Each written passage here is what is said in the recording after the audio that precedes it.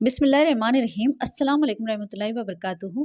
आज के इस वीडियो में टेट के प्रीवियस पेपर्स में पूछे गए सब्जेक्ट उर्दू के सवालात व जवाबात विद रेफरेंस देखेंगे। अगर आप ये वीडियो मुकम्मल देखेंगे तो आपको मज़मून उर्दू के अहम टॉपिक्स मालूम हो जाएंगे और आप उन टॉपिक्स को गहराई से पढ़कर जाएंगे तो उसमें से ही ज़रूर सवालात पूछे जाएंगे और आप उन सवालात के जवाबात आसानी से दे सकेंगे। इसलिए वीडियो को लास्ट तक ज़रूर देखिएगा। और अगर आप हमारे चैनल पर नए हो और आपने अभी तक हमारे चैनल को सब्सक्राइब नहीं किए हो तो जल्दी से चैनल को सब्सक्राइब करके बेल आइकन को लाजमी प्रेस कीजिएगा ताकि टेट और डीएससी के मवाद पर मबनी वीडियो सबसे पहले आप तक पहुंच सके। चलिए वीडियो की शुरुआत करते हैं। सवाल नंबर 32 देखिए। यह सवाल टेट 2011 के पेपर से लिया गया है। अल्ताफ हुसैन हाली पानीपत में इस सन में पैदा हुए।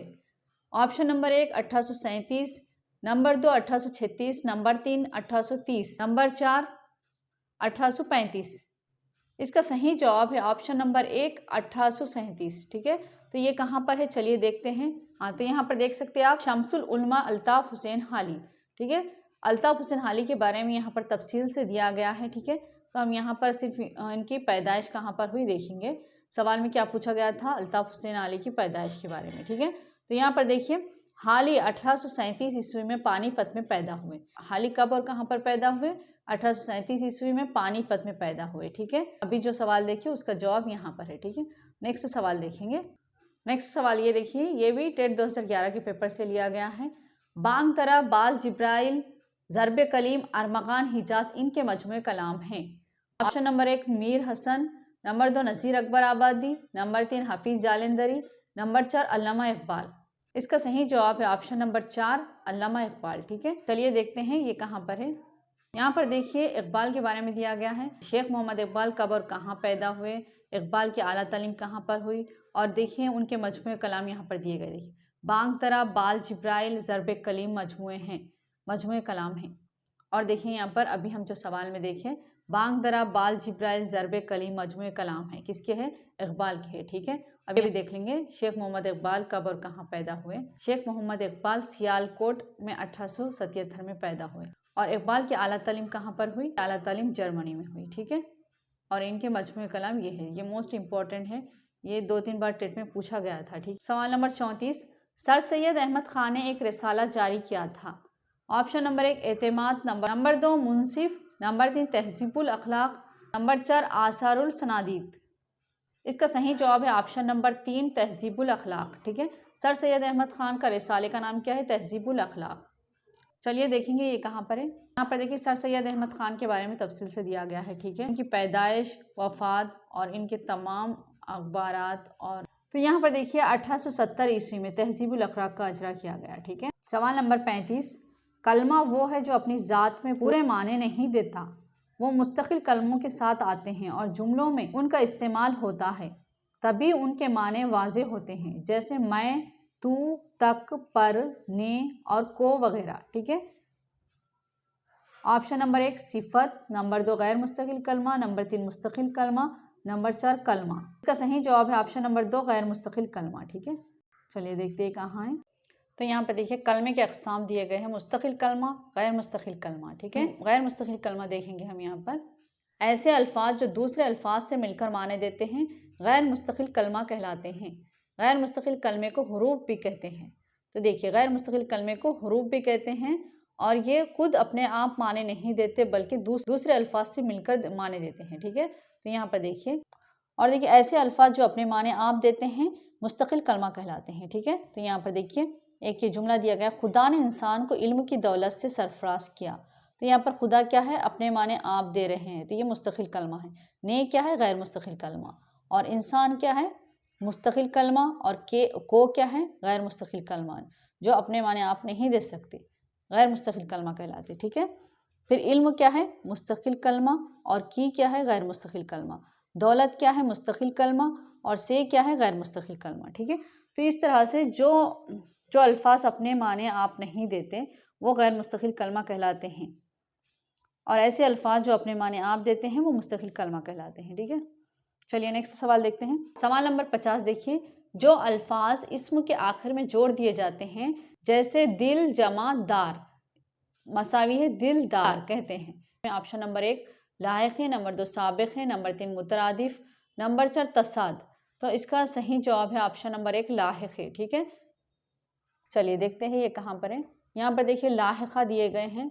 दिलदार, देखिए दिल के बाद दार लगाया गया, फिर शानदार, शान के बाद दार, ये दार आखिर में जोड़ा जा रहा है। ठीक है, कुतुब खाना, खाना लगाया जा रहा है, दीवान खाना। ठीक है, तो ये खाना क्या है, लाहिक़। मंद, मंद, मंद, यहाँ पर दौलतमंद में मंद, और अतर फरोश, अतर फरोश में फरोश, मेवा फरोश में फरोश। तो बाद में लगाए जाने वाले अल्फाज लाहिक़े कहलाते हैं। इसकी तारीफ देखेंगे। लफ्ज़ या इस्म के बाद दूसरा हुर्फ या लफ्ज़ का जोड़ना लाहिक़ा कहलाता है। तो लफ्ज़ या इस्म के बाद में अगर कोई हुर्फ लगाया जा रहा है तो उसे क्या कहेंगे, लाहिक़ा कहेंगे। ठीक है, अगर पहले लफ्ज़ लगाया जा रहा है तो उसे साबिक़ा कहते हैं। ठीक है, उम्मूमन ये अल्फाज लाहिक़े के तौर पर इस्तेमाल होते हैं। यहाँ देखिए नेक्स्ट सवाल, ये सवाल टेट 2011 के पेपर से लिया गया है। सवाल नंबर 36, जिन इस्मों के आखिर में याए मारूफ ई और या होती है बिल अमूम वो डैश होते हैं, जैसे लकड़ी, गुड़िया। ऑप्शन नंबर 1 मोनस, नंबर 2 मुज़क्कर, नंबर 3 इस्म, नंबर 4 जिन्स।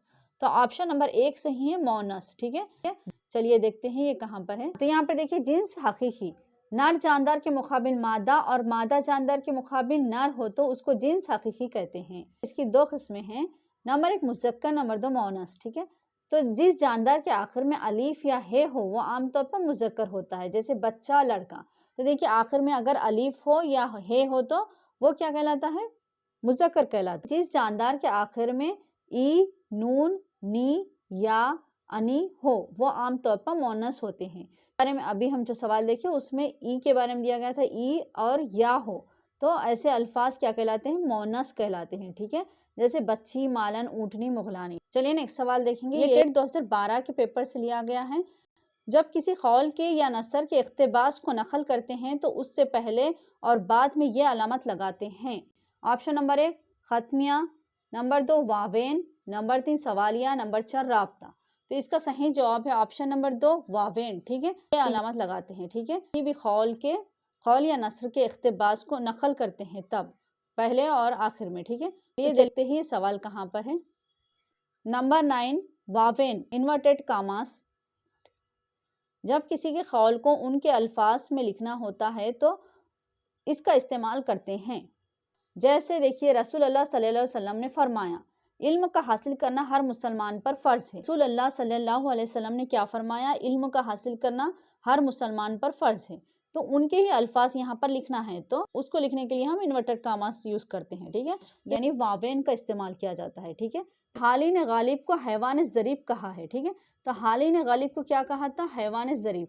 तो ये हैवान ज़रीब को इन्वर्टेड कामास यानी वावेन के इस्तेमाल से लिखा गया। ठीक है, इस तरह से किसी के भी कहे हुए अल्फाज को उनके ही अल्फाज में सेम जैसे थे वैसा ही लिखने के लिए वावेन का इस्तेमाल किया जाता है। ठीक है, तो चलिए नेक्स्ट सवाल देखते हैं। सवाल नंबर 44, मकरो फरेब बोदो बाश में वाव क्या है। ऑप्शन नंबर 1 हुरूफ रब्त, नंबर 2 हुरूफ अत्फ, नंबर 3 हुरूफ तख्सीस, नंबर 4 हुरूफ। तो ऑप्शन नंबर 2 सही है, हुरूफ अत्फ। ठीक है, मकर और फरेब के बीच में ये वाव लगाया गया तो वाव क्या कहलाता है, हुरूफ अत्फ कहलाता है। ठीक है, तो चलिए देखते हैं ये कहाँ पर है। हुरूफ अत्फ की तारीफ देखिए, ऐसे हुरूफ जो दो जुमलों या इस्मों को मिलाने के लिए इस्तेमाल होते हैं हुरूफ अत्फ कहलाते हैं। देखिए, और अगर आपको टेट TRT DSC का study material according to new syllabus PDF form में चाहिए तो रब्ता कर सकते हैं। कॉन्टैक्ट नंबर डिस्क्रिप्शन बॉक्स में दिया गया है एंड स्क्रीन पर भी मेंशन किया गया है। आई होप कि आपको वीडियो पसंद आई होगी। वीडियो पसंद आई तो लाइक कीजिएगा, शेयर कीजिएगा, कमेंट्स कीजिएगा एंड चैनल को सब्सक्राइब करना बिल्कुल मत भूलिएगा। मिलेंगे एक नई वीडियो में, तब तक के लिए मुझे इजाज़त दीजिएगा। अपना बहुत ख्याल रखिएगा। अल्लाह हाफिज़।